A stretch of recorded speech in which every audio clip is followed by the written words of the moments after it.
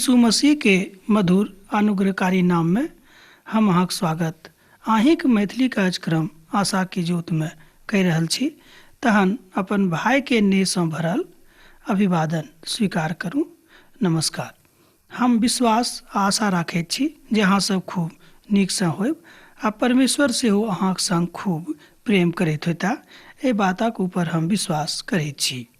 तहन अहाँ सब केहन छी बा ई कार्यक्रम केहन लागि रहल अछि तकरा लेल हमरा एहिठाम अहाँ पाती लिखैत रहब जेना लिख रहल छी। एहिके लेल प्रभु अहाँके आशीष देथिन जेना एखन आशीष दऽ रहल छथिन। ई बात अहींके पातीसँ पता लागि रहल अछि। एहिसँ पहिने जे हमरा लोकनि अध्ययन कयने छलहुँ हँ पवित्र पोथीसँ, ओतऽ हमरा लोकनि देखने छलहुँ हँ जे यूसुफ अपन भाइ लोकक सामनामे अपन सत्य रूपक प्रदर्शित करैत छथि, अर्थात हुनका बता दैत छथि कि हम अहींके भाइ यूसुफ थिकहुँ जिनका अहाँ सब बेच देने छलियनि मिस्री के हाथे। अब हमरा लोकनि एहिसँ आगू आजुक अध्ययन करब। एहिसँ पहिने हमरा लोकनि अध्ययन आरम्भ करी आ एकटा छोट प्रार्थना कऽ लै छी। हे कृपालु दयालु परम अनुग्रहकारी परमेश्वर, हे महान परमेश्वर, हे दयामयी परमेश्वर, हे करुणामयी परमेश्वर, प्रभु जी हमरा सब गोटेक ऊपर प्रभु अहाँ विशेष रूपे दया करू, जाहिसँ प्रभु आजुक दिन हमरा सभक लेल एकटा नव दिन बनेक आ जतेक समस्या हमरा सभक जिन्दगीमे अछि प्रभु, ओहि सबटा समस्याके अहाँ दूर कऽ दियौक। जे केओ बीमारीमे परेशान छथि प्रभु, हुनक अहाँ हुनका बीमारीसँ दूर कऽ दियौन। एहि छोट प्रार्थनाके हम अपन उद्धारकर्ता यीशु क्रिस्तके नामसँ मांगि रहल छी, आमीन। जेना हम आरो एक बेर अहाँसँ कहने छलहुँ हँ कि प्रभु यीशु मसीह अहाँसँ बड्ड प्रेम राखैत छथि। एहिके ऊपर कहियो अहाँ संदेह नहि करब, किएक तऽ संदेह करैवला परमेश्वरके पसन्द नहि छनि। मुदा जँ अहाँ संदेह करयवला मनुष्य छी तऽ परमेश्वरसँ डराइत रहू, किएक तऽ संदेह करैवला मनुष्यके परमेश्वर पसन्द नहि करैत छथि। तहन कोना को पिताजीक लग गेलाह आ हुनका कोना को समाचार देलखिन, एहि सब बातक ऊपर आजुक दिन हमरा लोकनि अध्ययन करब आ हुनक संपूर्ण परिवार कोना कऽ एहि देशमे अर्थात मिस्र देशमे आबैत छथि तकरा ऊपर हमरा लोकनि अध्ययन करबाक लेल उपस्थित भेल छी। याकूब ई सोचि कऽ मिस्र जयबाक लेल तैयार भेल रहथि कि ओतऽ हुनक बड्ड पैघ दिन आबि गेल छनि, अर्थात हुनक पूत जे ओतऽ छथि यूसुफ, जिनका ओ एना कहियो कि बिसरा देने छलखिन, किएक तऽ ओसभ जानैत छलाह कि हुनक मृत्यु भऽ गेल छनि। तऽ एहि कारणे ओतऽ जयबाक लेल याकूब तैयार भेलाह आ ओतबे ने हुनका संगे जतेक लोग हुनक परिवारक लोक छलनि ओ सब केओ ओतऽ जयबाक लेल तैयार होइत छथि, किएक तऽ ओतऽ इस तरहक आज्ञा देवल गेल छलनि। याकूब एहि बातक जानकारी रहनि कि परमेश्वर इब्राहिमक मिस्रसँ बाहर रहबाक लेल आज्ञा देने रहथिन। जतेक दिन धरि इब्राहिम ओतऽ मिस्रमे रहथि हुनका बड्ड दुख भेलनि, तैँ याकूब ओतऽ जयबाक इच्छा नहि राखैत रहथि। मुदा हुनक पुत ओतऽ छनि, एहि कारणे ओतऽ जयबाक लेल ओ तैयार होइत छथि। आओर परमेश्वर इब्राहिमके मिस्रसँ बाहर रहबाक आज्ञा देने रहथि, तैँ ओ अर्थात याकूब परमेश्वरक दिससँ ओतऽ जयबाक लेल आज्ञा मांगैत रहथि। एना बाजियौ कि परमेश्वरक दिससँ अब सबटा बात ओ पूछि कऽ बुझि कऽ ओतऽ आगाँ बढ़ैके हुनका इच्छा रहनि। ओ सोचैत रहथि कि परमेश्वरक संगे हम कोना कऽ आगाँ बढ़बैक, ई बातक सोचि कऽ ओ आगाँ जाइत रहथिन। किएक तऽ याकूबके अब एहि बातक ऊपर विश्वास भऽ गेल रहनि कि परमेश्वरक बिनु कोनो काज नहि भऽ सकैत अछि। तहन आउ एहि अध्यायके पहिल पदक अध्ययन आरम्भ करी। देखियौ ओतऽ कोना कऽ बतायल गेल छै 46 अध्यायके 1 पद। एहि तरह इसराइल अपन सब वस्तुके लऽ कऽ चलि देलखिन और बेसरबामे आबि कऽ अपन पिता इसहाकक परमेश्वरक बलिदान चढ़ौलखिन। देखियौ ई बात आरम्भेमे होइत अछि, अर्थात याकूब अपन परमेश्वरक बलिदान चढ़ौलखिन, किएक तऽ ओ जानै छलखिन कि जँ हम परमेश्वरक प्रसन्न नहि राखब तऽ हमर यात्रा सुखद नहि होइत। मुदा एहिके ऊपर कहियो अहूँ विचार करि कऽ देखलहुँ हँ वा नहि? किएक तऽ परमेश्वर एहि बातक ऊपर विचार राखैत छथि कि पिता परमेश्वर कोना हुनका संगे रहैत छथिन। एहिठाम पिता परमेश्वरक इच्छा पूर्तिक लेल ओ रुकि कऽ सब किछु करक इच्छा रखैत रहथि। तहन अहाँ एहि बातक बुझि सकलहुँ हँ जे याकूब अपन पिताके परमेश्वर अर्थात इसहाकक परमेश्वरक बिनु प्रतिष्ठा देने ओतऽ जेबाक इच्छा नहि राखैत रहथिन। जँ एहि तरहक इच्छा अहूँक अछि तऽ अहूँ अपन पिता परमेश्वरसँ बहुत किछु प्राप्त करि सकलहुँ हँ। किएक तऽ पिता परमेश्वर, जेना हम पहिनहिए कहने छलहुँ हँ, एना कहियौ कि बेर बेर हम कहैत रहैत छी कि प्रभु यीशु मसीहके आगमन कोनो एक मनुखक लेल नहि, कोनो एक देशक लेल नहि, कोनो एक जातिके लेल नहि, मुदा सम्पूर्ण मनुष्य जातिके लेल भेल छनि। तहन दोसर पदमे हमरा लोकनि देखैत छी जे परमेश्वर याकूबके ओतऽ मिस्र जयबाक आज्ञा दैत छथि। अहूँ दोसर पदक जँ पढ़ि ली तऽ बड्ड नीक होइत।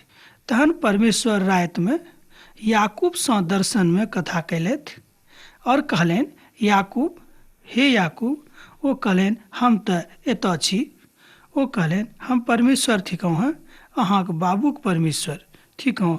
मिस्र जायमे नहि डराउ, किएक तऽ हम ओतऽ अहाँके एकटा महान जातिके बनायब। हम अहाँके सङ्गे मिस्र जायब आओर हम अहाँके निश्चय एहिठामसँ लौटा कऽ लऽ जायब। आओर यूसुफ स्वयं अपन हाथसँ अहाँके आँखि मुनताह। देखियौ, एहि बातक प्रतिज्ञा प्रभु हुनका सङ्गे ओतऽ दर्शनमे कऽ देलखिन।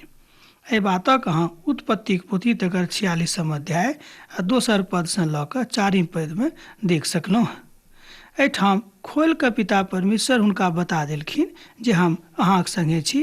अहाँ मिस्रोमे जायब तऽ हम ओतहु अहाँके सङ्गे जायब। इएह इच्छा याकूबक रहनि कि हम तऽ ओतऽ जाय चाहै छी, किएक तऽ हुनक पूत जे हरायल छलनि, हुनक पूत जिनका विषयमे सोचैत छलखिन कि ओ मरि गेल छथि, ओ ओतऽ जेबाक लेल तैयार भेलथि। मुदा जायसँ पहिने ओ परमेश्वरके प्रतिष्ठा दऽ कऽ जायके इच्छा राखैत रहथिन।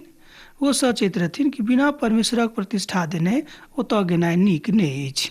तैँ ओ पिता परमेश्वरसँ ई बात पुछलखिन आ पिता परमेश्वर हुनका दर्शनमे आबि कऽ ई बात बता देलखिन कि अहाँ ओतऽ जाउ, अर्थात मिस्रमे जाउ, हम ओतहु अहाँके सङ्गे रहब।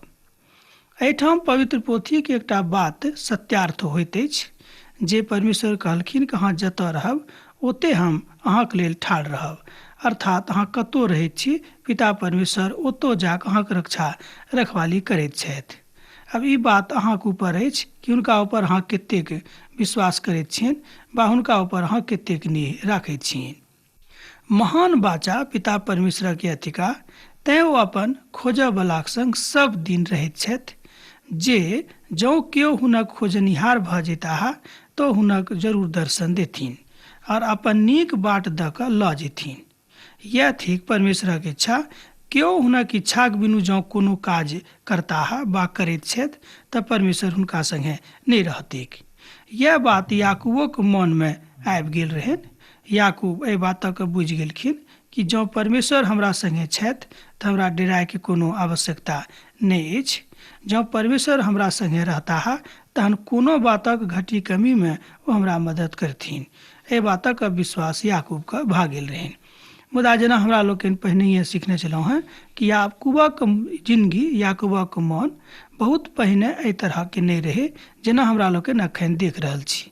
एहिठाम याकूब एकटा पूर्ण रूपेण भक्तके रूपमे भक्तिके जिन्दगीमे दिखाइ पड़ैत छथि। जँ अहाँके लेल पवित्र पोथी बाइबिल अछि तऽ एहि बातक अहूँ पढ़ि कऽ देख सकलहुँ।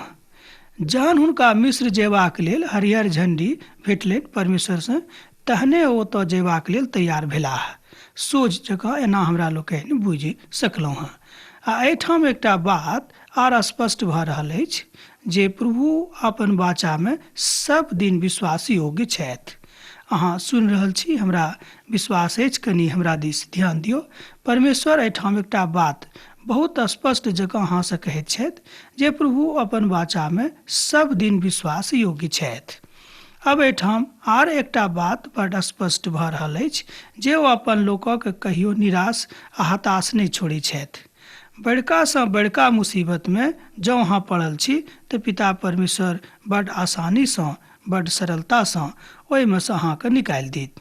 मुदा ई कोना हैत जँ अहाँ पिता परमेश्वरक सङ्गे चलनाइ आरम्भ कऽ देबै। जेना देखियौ, यूसुफ बड़कासँ बड़का मुसीबतमे पड़ल छलाह। एना कहियो यूसुफक जिन्दगी बड्ड खराब भऽ गेल रहनि।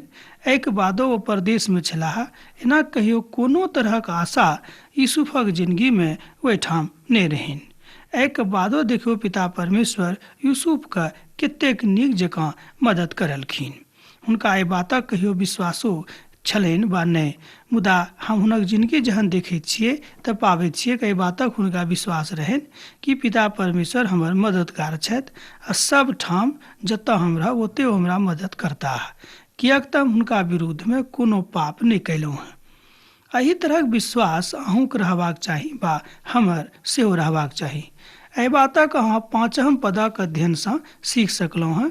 अब याकूब अपन इच्छाके अनुसार नहि मुदा अपन प्रभुक इच्छाके अनुसार चलैवला मनुख बनि गेल छलाह। एहि बातक देखियौ ज्ञान अब याकूबोके भऽ गेल रहनि कि पिताके बिनु अर्थात परमेश्वरक बिनु कोनो काज हमरा लोकनि जिन्दगीमे नहि कऽ सकलहुँ हँ। बड्ड महानताक बाचा तऽ यह थिक वा यह अछि जे याकूबक तऽ इच्छा आवश्यक रहनि जे अपन एना कहियो कि गमायल पुतक दर्शन ओतऽ मिस्रमे जाकऽ करब, मुदा एक बादो ओ अपन प्रभुसँ अलग होयबाक इच्छा नहि राखैत रहथि। देखियौ कतेक नीक बात अहाँके लेल अछि। एक गोटे हमरा एहिठाम कहलखिन कि जँ हमर माइयो बाबू हमरासँ कहता कि अहाँ परमेश्वरसँ अलग रहूँ वा एहि संसारसँ जुड़ल रहूँ तऽ हम हुनको बात नहि मानबनि, मुदा ओ हमर बाबू माय छथि, हुनक हम आदर सब दिन करैत रहबनि। एहिमे कहियो संदेह नहि हेतै जे हुनक आदर नहि करबनि। मुदा परमेश्वरक विरुद्धमे जँ हमरा माइयो बाबू जाय लए कहथिन तऽ हम नहि जेबै। हम स्वयं एहि बातक ऊपर पूर्ण आस्था राखैत छी जे ओ परासत्य छथि। हुनकासँ ऊपर आर दोसर कोनो सत्य संसारक लेल नहि अछि। परासत्य न कहियो सर्वोपरि सत्य परमेश्वर छथि आ हुनक जे नियम छनि, जे कानून छनि, एहि संसारमे सब ठाम लागू होइत छैक। जँ अहाँके आत्मिक आँखि अछि तऽ एहि बातक अहाँ अनुभूति रोज अपना जिन्दगीमे करि सकलहुँ हँ।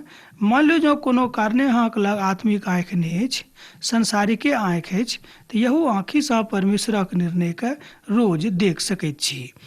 मुदा एहि बातक खोजनिहार जँ अहाँ बनबै तहने ई बात भऽ सकैत अछि। तहनो एकटा पदक हमरा लोकनि आरो देखी, यही पोथीके 6म पदक। अपन ओ पशुधन आ समस्त जमा कयल गेल धनक लऽ कऽ जे ओ कनानमे जमा कयने रहत लऽ कऽ मिस्रमे अयलाह। याकूब आ हुनक सब वंशज हुनका संगे रहनि। एहिठाम हमरा लोकनि देख रहल छी कि ओ अपन सबटा वंशक लऽ कऽ जतेक धियापुता पुतहु पोता पोती रहनि ओहि सबके लऽ कऽ ओतऽ चलि अयलखिन। कतऽ? मिस्र देशमे। एहि बातक हमरा लोकनि 46म अध्यायके 6म पदमे देख रहल छी। हुनका संगे हुनक पुत, हुनक पोता लोकनि आ बेटी और नाति लोकनि आ नतनी लोकनि सब केओ रहैक जे ओ सब अपना संगे एना कहियो सबटा संतानक मिस्रमे लऽ कऽ आबि गेल रहथि। ई बातक अहाँ 46 अध्यायके 7म पदमे पढ़ि सकलहुँ हँ। हुनका संगे हुनक समस्त परिवार रहनि। एकर मुख्य एना कहियो यह भेलै कि पिता परमेश्वर जब हुनका संगे रहनि तऽ हुनका अब एहि बातक विश्वास भऽ गेल कि हम अपन समस्त परिवारक लऽ कऽ ओतऽ चलि जायब, किया तऽ एहिठाम अकाल पड़ल अछि। ओतऽ जँ हम रहब तऽ यूसुफ हमरा सब परिवारक लेल भोजन वस्तुके इंतजाम कऽ देथिन, किएक तऽ बातक हुनका पूर्ण रूपेण विश्वास भऽ गेलनि। जहन हुनक बेटा सब हुनका ई बातक बतेलखिन कि यूसुफ हमरा सबके ओतऽ मदद करै लेल तैयार छथि आ वएह कहने छथि जे बाबूके आ सब परिवारक लऽ कऽ एहिठाम अहाँ कनानमे चलि आउ, एहिठाम कहियो मिस्रमे चलि आउ, कनानमे नहि मिस्रमे चलि आउ, एहि बातक ओ कहने रहथिन। आब एहिठाम हमरा लोकनि देख सकैत छी एहि अध्यायक जे सबसँ मुख्य बिन्दु अछि ओ थिक जे मनुष्य जातिमे एहन बात आबैत छैक कि बिछड़लाक बाद लोग अपन लोकके बिसरा दैत छैक। मुदा संसारिक दृष्टिसँ लोग एहि संसारसँ एतेक नेह करनाइ आरम्भ कऽ दैत छै कि हुनका लागैत छनि कि संसार हमरासँ कहियो छूटबे टा नहि करत।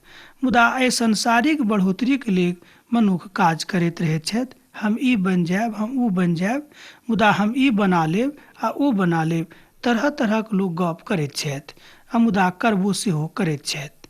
मुदा एहिठाम एकटा बातक हमरा लोकनि नीकसँ सोचि सकैत छी कि जहन यूसुफ हुनका कहलखिन कि अहाँ सभटा धियापुताके लऽ कऽ एहिठाम चलि आउ मिस्रमे, तऽ सभके लऽ कऽ कनानसँ मिस्रमे चलि एलखिन।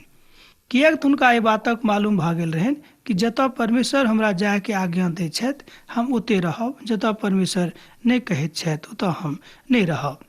एहि अध्यायके अध्ययन अपूर्ण रहि जायत एहिसँ पहिने आउ एकटा आओर महत्वपूर्ण बातक ऊपर विचार करि लैत छी, तहने आगूक अध्ययनक आरम्भ करब।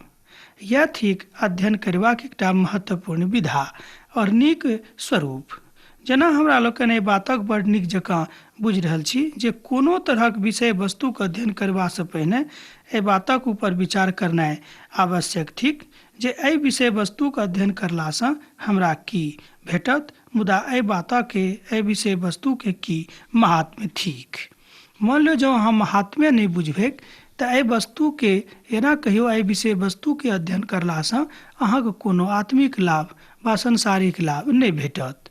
अब एहिठाम एकटा बड्ड महत्वपूर्ण बातक ऊपर हमरा लोकनि देख रहल छी, ओ थिक जे याकूबके अपन एना कहियो एहि बातसँ विश्वास भऽ गेलनि कि हमरा जहन पूत ओतऽ जा रहल छथि तऽ हम ओतऽ चलि जायब। तहन यूसुफ अपन रथक लऽ कऽ अपन बाबू इसराइलक संग भेँट करबाक लेल गोसेन देशक दिस गेलाह। आ जेनाहिए ओ हुनका नजदीक पहुँचलथि तऽ हुनका गलासँ लिपटि कऽ बहुत देरी धरि काननाइ आरम्भ कऽ देलखिन। उत्पत्तिक पोथी तकर 46 अध्याय 29 पदमे ई बात बतायल गेल छैक। आ एक बेर एहि पदक हम आरो अहाँक लेल पढ़ि रहल छी। तहन यूसुफ अपन रथक लऽ कऽ अपन बाबू इसराइलक संग भेँट करबाक लेल गोसेन देशक दिस गेलाह। आ ओ जेनाहिए हुनका नजदीक पहुँचलथि तऽ ओ हुनका संग गलासँ लिपटि कऽ बहुत देरी धरि काननाइ रहि गेलाह, एना कहियो कानैत रहि गेलाह। एहि बातक अहाँ 29 पदमे पढ़ि सकलहुँ। एहि अध्यायके एकटा बड्ड महत्वपूर्ण आ महान घटना थिक, एना अहाँ बाजि सकलहुँ हँ। एकरा बिनु एहि अध्यायके अध्ययने समाप्त नहि भऽ सकैत अछि, पूर्ण नहि भऽ सकैत अछि। देखियौ, बहुत दिनके बाद पिता आ पुतके मिलन एहिठाम भऽ रहल अछि। अहाँ एहि बातक बुझि सकलहुँ हँ कि ओतेक दिनके बाद पिता आ पुत एक दोसर गोटेके गलासँ गला मिल कऽ कानि रहल छथि। बुझियौ ई कतेक सुखद अवसर पिता आ पुत दुनूके लेल होइतिक। एहि बातक अहाँ स्वयं विचार करि सकलहुँ हँ। पिता परमेश्वर कहलखिन कि पवित्र पोथीमे जतेक बात बतायल गेल छैक ओहि सभटा बातक खूब नीक जकाँ बतायल गेल छैक। एहिठाम नीक जकाँके मतलब भेल कि पवित्र पोथीमे एहन कोनो बात नहि थिक जकरा अहाँ कल्पनाक वस्तु बुझि सकलहुँ हँ। ई कोनो कल्पनाक वस्तु नहि थिक। पवित्र पोथी बाइबलक ई एकटा बड्ड महत्वपूर्ण अध्याय थिक। एहि अध्यायक अध्ययनक बिंदु पवित्र पोथीके अध्ययन अछि, अर्थात पवित्रता अछि। जे हम पहिनहियो एक बेर कहने छलहुँ हँ कि पवित्र पोथीके मुख्य बिंदु यह थिक पवित्रता। जँ अहाँके जिंदगी पवित्र अछि तऽ अहाँ पितासँ सब किछु प्राप्त करि सकलहुँ हँ, आ जँ नहि अछि तऽ अहाँ पितासँ किछो प्राप्त नहि करि सकलहुँ हँ। तहन इसराइल यूसुफसँ कहलनि जे अब किएक नहि हम भरियो जाउँ, कारणे अब तऽ हम अहाँके मुख अपना आँखिसँ देख लेलहुँ हँ जे अहाँ एखनो धरि जीवित थिकहुँ हँ। एहि बातक आरो एक बेर हम पढ़ि रहल छी, कनि ध्यान दियौक। 46 अध्यायके 30 पद। तहन इसराइल यूसुफसँ कहलनि जे अब हम किएक नहि मरियो जाउँ, कारणे अब तऽ हम अहाँके मुख अपना आँखिसँ देख लेलहुँ हँ जे अहाँ एखनो धरि जीवित थिकहुँ हँ। देखियौ पिताके मोन कतेक गदगद भऽ गेलनि। ओ बुझि गेलखिन जे हमर बेटा एखनो धरि जीवित छथि, आ जीवितेटा नहि छथि, ओ भरल पुरल छथि। आ हुनक सेहो कहियो बहुत पैघ परमेश्वर हुनका बहुत पैघ पद विदेशोमे जाकऽ दऽ देने छथिन। कोनो तरहक पिताक लेल एकटा बड्ड महत्वपूर्ण क्षण थिक, कारणे हुनक इसराइल बेटा वर्षों बाद भेटलनि आ जिनका मिलबाक कोनो आशा हुनका जिन्दगीमे नहि रहनि। ओ तऽ एहि बातसँ पूर्ण अस्वस्थ भऽ गेल रहथि जे ओ आब मरि गेल चुकल छथि, एना कहियो मरि गेल छथि। एहि कारणे यूसुफसँ हुनका आब कहियो कोनो तरहक भेँटके इच्छा नहि रहनि। किएक तऽ मान लियौ जे केओ मरि जाइत छैक तकरासँ भेँट करैके कोनो उम्मीद केकरो नहि रहैत छै। ई बात कोनो अनर्गल नहि, ई बात सत्यक थिक। मुदा जे हुनका आइ जिंदगी में भेटलनि ई बात बहुत सत्यक सेहो थिक। हुनका सबके मालूम भऽ गेल रहनि कि ओ मरि गेल छथि, मुदा ओ मरल नहि छलाह। हुनका तऽ लोक सब ओतऽ मिस्र लऽ गेल छलनि, जिनका हाथे हुनक भाई सब बेच देने रहथिन। देखियो एहिके बादो ओ अपन भाइके, अपन बाबूके, अपन परिवारके कतेक मदद पहुँचा रहल छथिन। यह अछि यूसुफक जिंदगीके महानता। हमरा लोकनि एहि महानतासँ सीख सकलहुँ हैं कि पिता परमेश्वर एही तरह अहूँसँ प्रेम करैत छथि। जँ अहाँ गलतियों पर गलती करैत रहैत छी, एहिके बादो पिता परमेश्वर अहाँके माफ करबाक लेल तैयार रहैत छथि। एना कहियो माफ करैत छथि। मुदा जँ अहाँ माफी मांगबै तऽ निश्चित रूपेण पिता परमेश्वर अहाँके माफ कऽ देताह। विद्वान लोकनि बाजैत छथि, एना कहियो कि बाजि रहल छथि, जे रहन अकेला नहि बुझियो, अपना आपके कहियो असगर नहीं बुझब, किएक तऽ प्रभु अहाँके संगे छथि।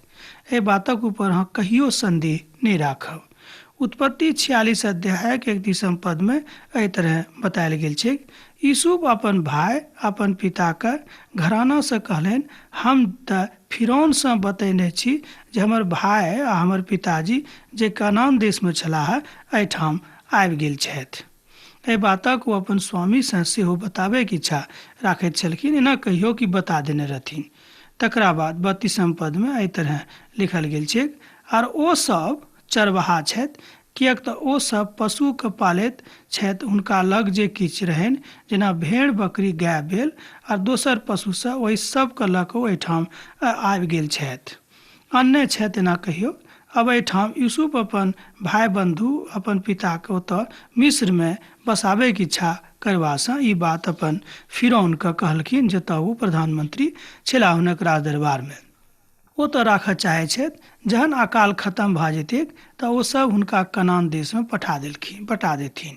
जेना हमरा लोकनि जानैत छी जे पवित्र पोथीके शब्द चरवाहाक बड्ड महत्वपूर्ण स्थान दैत अछि, किएक तऽ प्रभु यीशु मसीहके सेहो एकटा चरवाहा कहल गेल छनि। एहिठाम देखियौ, तैं एही वंशसँ, इसराइली वंशसँ प्रभु यीशु मसीहके जन्म होइत छनि, जिनका एकटा महान चरवाहा के रूप में हमरा लोकनि देखैत रहैत छी।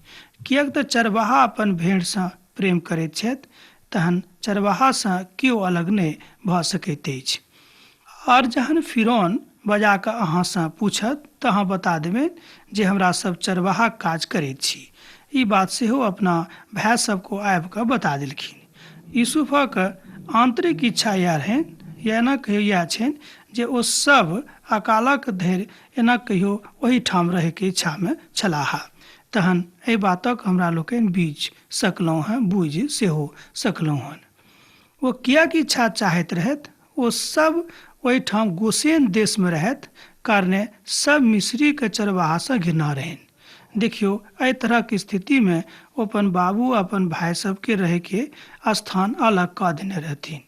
अब एहिठाम प्रभु ओहि आत्माक दर्शन कहि रहल छथि, जे आत्माक दर्शन हमरा लोकनि प्रभु यीशु मसीहके देही धारणाके कालक बाद में करैत छी या देख रहल छी। तहन हम तऽ अहाँसँ यह कहब कि प्रभु यीशु मसीहके संग जे अहाँ नहि लगौने छी, तकरा अहाँ खत्म नहीं करबै, लगौने रहबै। अब तऽ अहाँसँ विदा होइके काल भऽ रहल अछि। हमरा एहिठाम पाती लिखनाइ नहि बिसरब। प्रभु यीशु मसीहके प्रेम, हुनक करुणा आ दया सदिखन अहाँके जिंदगी में बनल रहेक। आमीन।